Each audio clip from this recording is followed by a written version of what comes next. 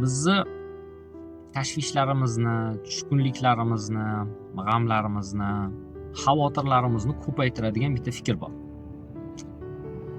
Bu fikr mani muammolarim unikal degan fikr. Bu nima degani? Men duch kelgan muammoga butun dunyoda hech kim duch kelmagan. Mani muammoyimni o'xshashi yo'q.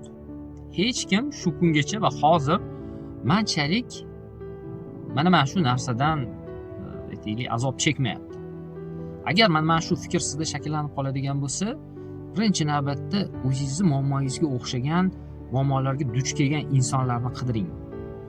Kerak bo'lsa, agar qidiradigan bo'lsangiz, o'zingiznikidan battarroq holatdagilarni topasizda va shu holatni ko'rib, bilib, men yolg'iz emas ekanman.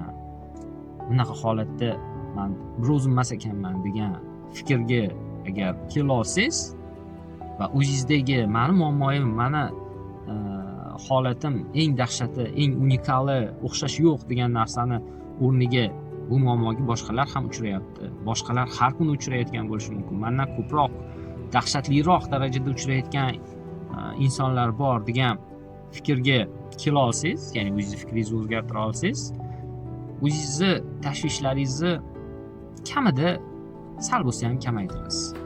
Yoki umuman o'sha tashvishdan kerak bo'lsa boshingizni shu kungacha qotirib kelayotgan bir yopishqoq fikrdan xalos bo'lasiz.